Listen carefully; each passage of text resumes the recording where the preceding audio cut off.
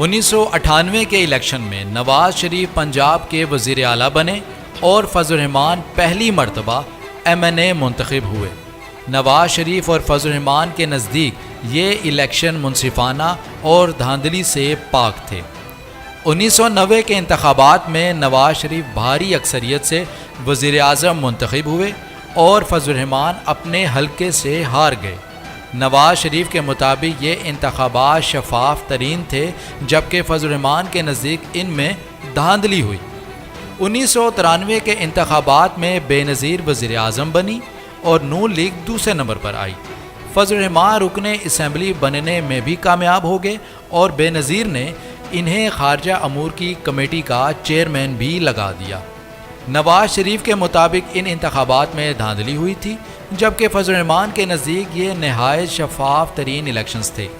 1997 کے انتخابات میں نواز شریف 2/3 اکثریت سے وزیر اعظم بنے اور فضل الرحمان اپنی نشست ہار گئے۔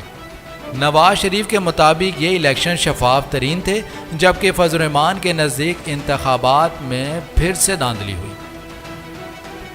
2002 کے الیکشن صدر پرویز مشرف نے کروائے۔ نون لیگ کو 16 سیٹیں ملی، MMA 60 سے زائد سیٹیں جیت گئی۔ فضل الرحمان کو مشرف کی ایما پر اپوزیشن لیڈر کا عہدہ ملا اور خیبر پختونخوا سمیت بلوچستان کی حکومت بھی ملی۔ نواز شریف کے مطابق ان میں بدترین دھاندلی ہوئی، جبکہ فضل الرحمان کے نزدیک یہ تاریخ کے شفاف ترین الیکشنز تھے۔ 2008 میں مرکز میں زرداری جیتے، نون لیگ پنجاب میں جیتی اور فضل الرحمان اپنی سیٹ جیت کر مرکز میں وزارتیں لے بیٹھے۔ نواز شریف اور فضل الرحمان کے نزدیک یہ الیکشن شفاف تھے۔ 2013 کے انتخابات میں نواز شریف مرکز اور پنجاب میں جیتی، فضل الرحمان اپنی سیٹ جیتے۔ فضل الرحمان کو مرکز میں وزارتیں بھی ملی۔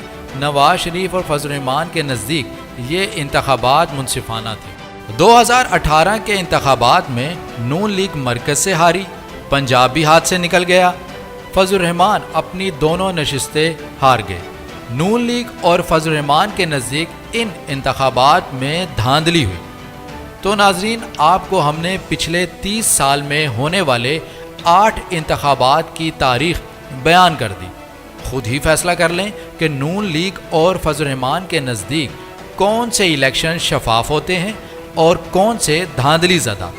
تاریخ یہی بتاتی ہے کہ جب بھی دونوں کو اقتدار میں حصہ ملا، انہیں وہ انتخابات شفاف لگے، اور جب بھی یہ اقتدار سے باہر ہوئے، انہیں لگا کہ دھاندلی ہوئی۔